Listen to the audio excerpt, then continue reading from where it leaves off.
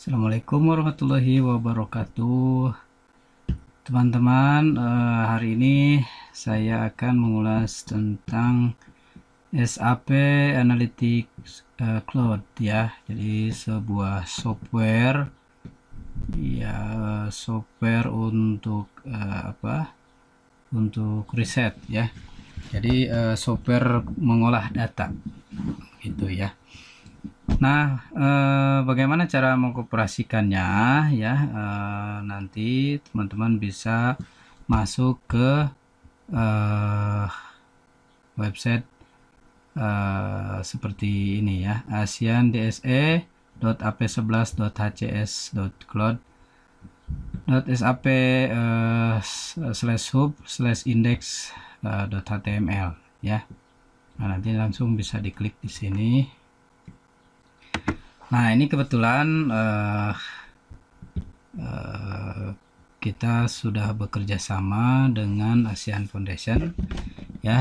Jadi untuk akun ini diberikan secara gratis selama 1 tahun ya.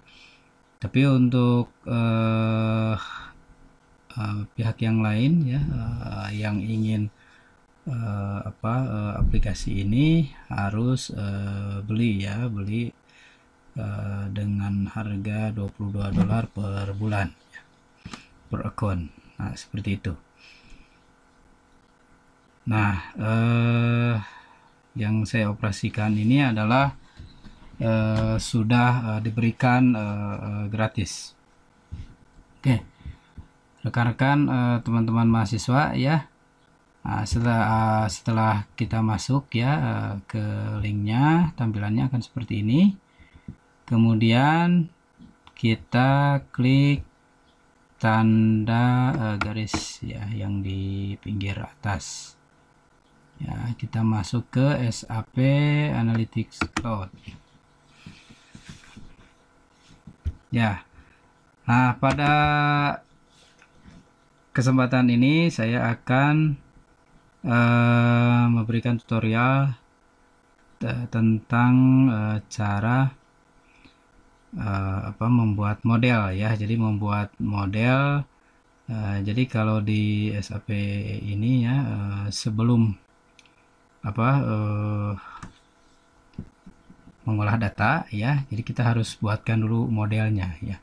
Modelnya sangat sederhana, mudah, berbentuk seperti Excel ya, seperti worksheet Excel gitu ya. Nah, ini tampilan yang pertama ya. Setelah muncul ya. Nah, untuk rekan-rekan mahasiswa UNPI ya yang mengikuti SAP sesi 2 ya, itu diberikan user dan password gratis ya untuk 1 tahun. Boleh dicoba ya. Nanti ini karena kebetulan saya sudah login ya, jadi tinggal masuk ya. Kita coba dari tampilan awal dulu ya, ketika loginnya. Nah, kita sign out dulu ya. Jadi untuk teman-teman nanti bisa masuk pakai usernya dan password yang sudah di share ya. Nah, itu usernya nanti sesuai yang dibagikan ya, terus passwordnya masukkan ya. Ini halamannya seperti ini ya. Kemudian login.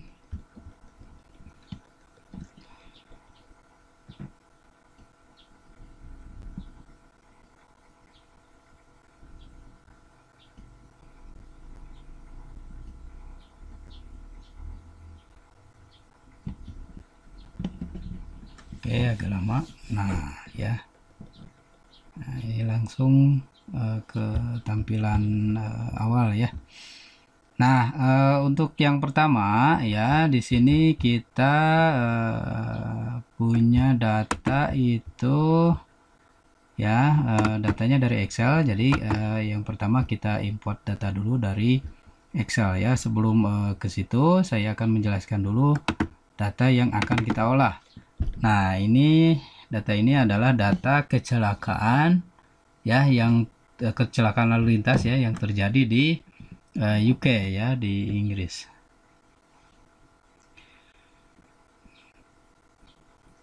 datanya seperti ini.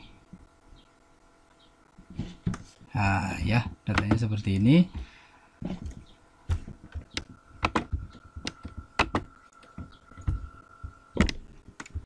Yang pertama ada nomor ID ya, terus tanggal, lokasinya, lokasi ID, lokasi deskripsinya ya, ini ada Birmingham, regionnya ya, terus country-nya UK. Ini ada latitude dan longitude ya, koordinat koordinat dari lokasinya ya. Terus ada area tab ya, area tab ini berisi urban, small town ya, jadi perkotaan, pedesaan ya, kota kecil gitu kan ya. Terus ada junction control ya, di sini ada traffic, ada pemberhentian ya, uncontrolled junction ya, jadi tempat ini ya, tempat kecelakaannya. Sini ada accident severity ya, ada yang serius, ada yang slight gitu ya. Jadi tipe kecelakaannya gitu ya. Nah ini time of the day ya, jadi waktunya. Terus ini kondisi jalannya ya, ada icy, snow, wet road ya. Ada junction detailnya, crossroad ya, not a junction,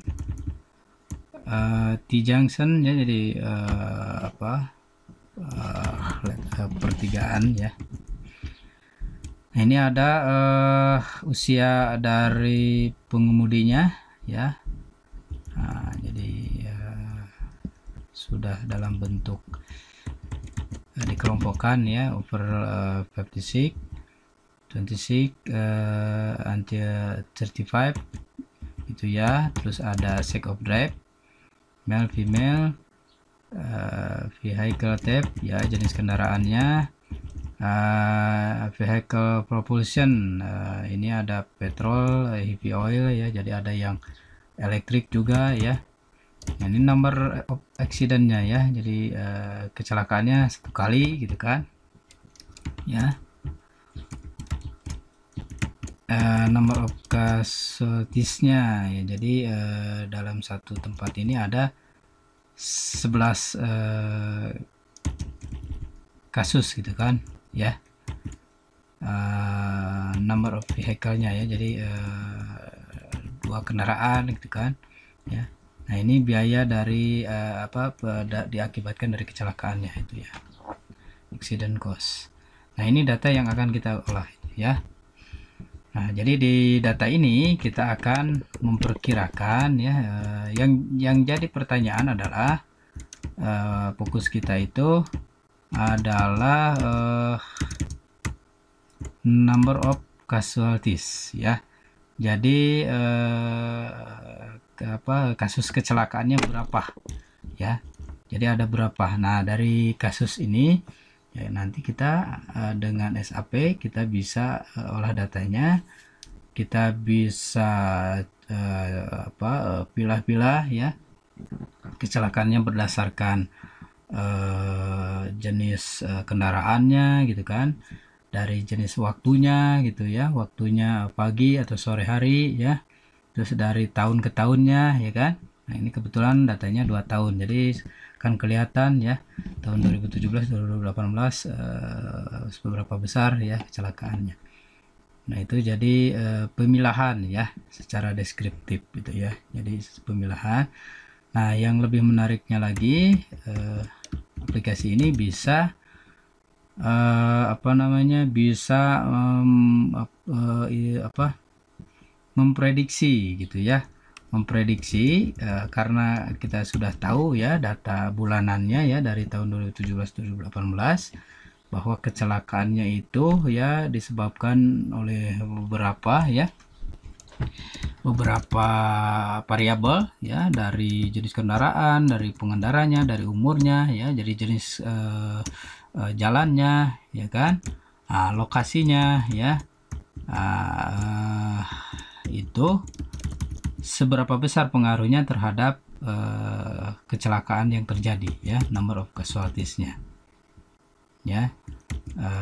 Bahkan sebenarnya bisa dihitung juga ya, jadi cost-nya itu seberapa besar kan, dampak cost-nya ya. Jadi nomor-nomor ini adalah yang akan kita cari tahu gitu kan ya. Nomor-nomor ini berdasarkan variabelnya apa tuh, berdasarkan wilayah ataukah berdasarkan waktu ya kan, berdasarkan jenis kendaraan, berdasarkan pengemudinya gitu kan. Nah, berapa sih ya pengaruhnya terhadap kecelakaan ini ya. Dari dengan SAP ini juga bisa memprediksi ya, jadi bisa memprediksikan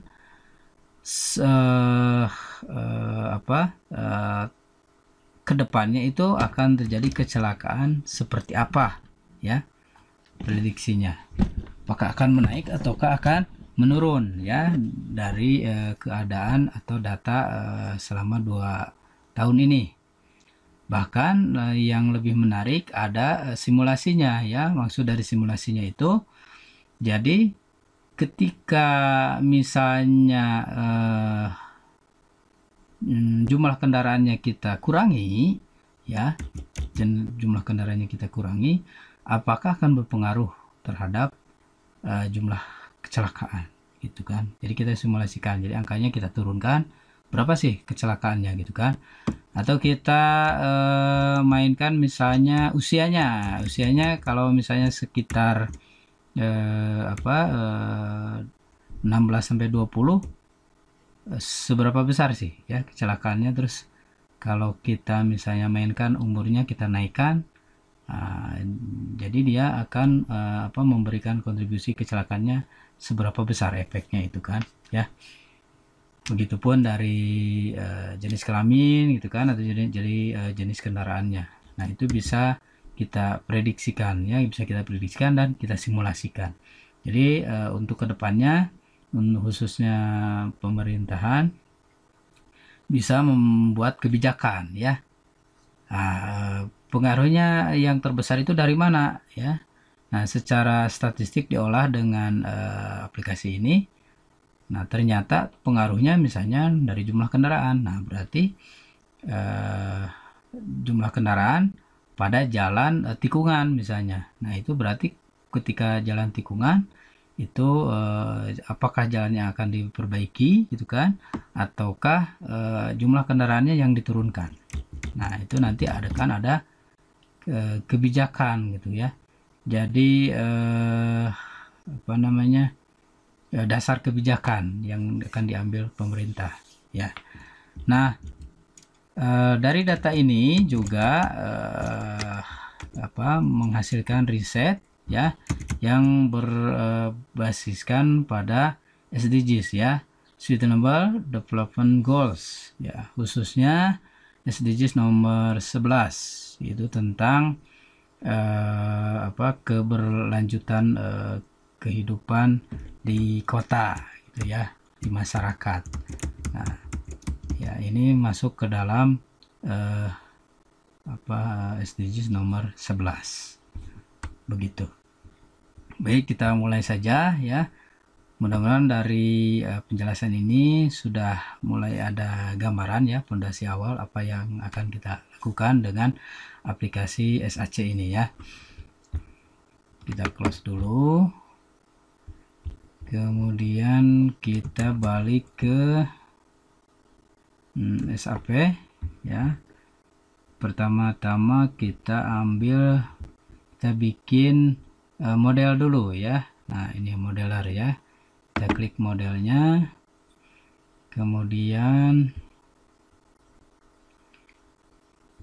kita import dulu ya. Yang pertama kita import dulu di sini from Excel file ya, atau CSV bisa.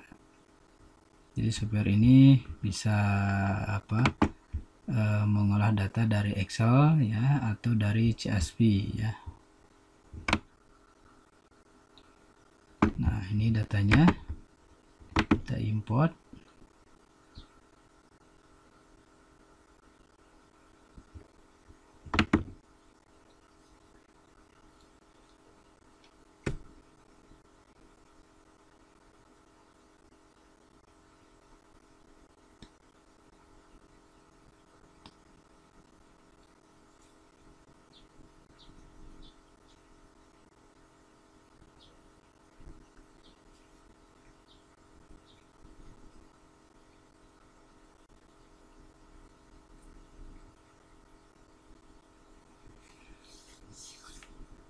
Nah, untuk informasi ya buat teman-teman bahwa SAP ini ya dasar analisisnya atau apa ya istilahnya algoritmanya itu ya menggunakan regresi linear dan trend series ya.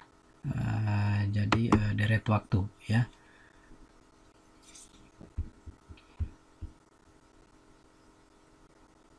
Atau model smoothing ya. Nah, yang pertama ya kita sudah upload datanya ya, kita sudah import. Sini ada keterangan ya, keterangan dari kualitas data. Kita klik dulu di sini. Oke. Nah, di sini udah kelihatan ya kualitas datanya. Yang ID tidak ada masalah ya. No data quality issues detect ya, berarti datanya bagus. Nah, ada sekitar 1980 data ya. Kemudian klik yang date, kita lihat. Nah, di sini ternyata ada invalid data format ya, ada 2 ya. Jadi sebelum kita mengolah ya, kita harus cek dulu kualitas dari datanya ya. Nah, berbicara data ya, data ini terbagi jadi 2 ya di dalam SAP ini. Kalau di dalam aplikasi yang lain itu kan ada istilahnya data nominal ya, atau data kategori ya, atau terus ada data interval, data ordinal, dan data rasio kan begitu ya. Itu dasar dari jenis data ya. Nah, di dalam SAP ini datanya dibagi jadi 2 ya, kuantitatif dan kualitatif, atau measure dan dimension ya. Measure itu artinya bahwa datanya bisa dihitung ya, dan dimension itu datanya bersifat kualitatif ya. Nah, dimension itu ada beberapa jenis. Nah, seperti ini ya. Ada jenisnya date ya kan ya, ada generic ya, yang general aja. Ada organization, account, version, timestamp ya. Jadi ada bentuk waktu juga. Nah, kalau measure itu berarti datanya bisa dihitung ya. Nah, kalau yang dimension berarti dia datanya kualitatif ya. Artinya datanya tidak bisa dihitung begitu kan ya. Nah, seperti data tahun gitu ya. Nah, itu tentang kualitas data ya sebelum mengolah. Jadi kualitas datanya harus diperhatikan.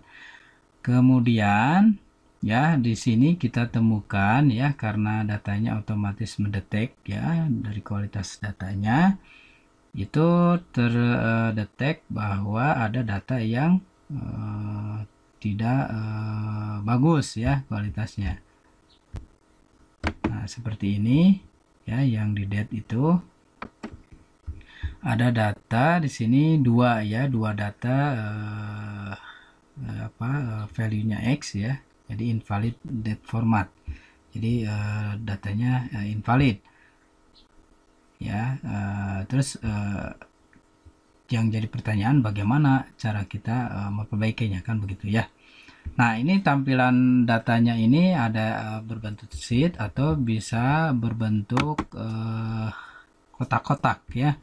Nah, di sini kolom-kolomnya berbentuk kotak-kotak. Kita langsung bisa periksa dari sini ya. Datanya di sini hijau semua, yang hijau berarti bagus. Nah, ini ada yang merah ya, berarti ada data yang invalid ya. Kualitas datanya tidak bagus. Kita balikkan lagi ke bentuk sheet. Kemudian tadi kita sudah import ya, cara mengimport. Yang kedua ini adalah cara memperbaiki data yang invalid. Nah, di sini kan ketahuan ya, kedetek data X. Kita klik di kolom date ya.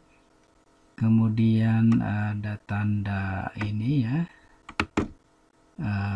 segitiga ke bawah. Nah, di situ ada pilihan ya, replace with apa gitu kan ya. Nah, kita pilih yang replace value with ya. Artinya replace value X ya dirubah ke value apa kan begitu ya. Nah, ini salah, kita kliknya yang pas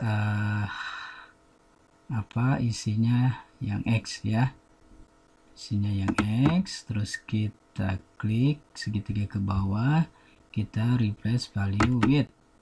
Nah ya, nanti muncul di sini ya, replace cell in that ya, matching X ya with. Nah, with-nya apa ya, kita gantinya dengan sini 2017 Januari ya. Nah, ini hanya contoh aja ya, memperbaiki data ya, karena ini datanya sengaja disalahkan. Jadi yang X itu memang datanya itu adalah data bulan Januari seperti itu ya. Nah, kasusnya adalah apabila ternyata banyak kan data yang serupa ya, yang diacak, kita nggak tahu di mana posisinya ya. Jadi dengan satu kali tindakan istilahnya ya, satu kali tindakan bisa otomatis merubah data yang value-nya X begitu ya. Kita anggap saja misalnya X-nya itu tersebar di beberapa baris gitu kan ya. Ini barisnya, ini kolom kan gitu ya. Misalnya tersebar di beberapa baris di bawah gitu kan, di atas ya. Nah, kita cuma ganti aja ya yang klik yang ditanda X-nya, kemudian sini ada tulisan ya, matching X with value-nya kita ganti jadi 2017 titik Januari ya. Kemudian kita enter.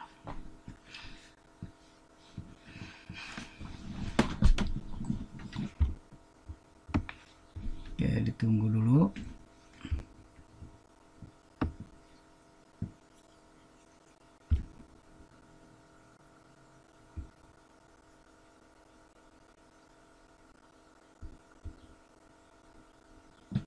Nah, ya datanya sudah dirubah ya. Sekarang kita cek data quality-nya. Now data quality is detect ya, berarti datanya sudah bagus. Oke, tadi kita sudah cek ya, kita cek datanya di sini semua bagus ya. Oke. Nah,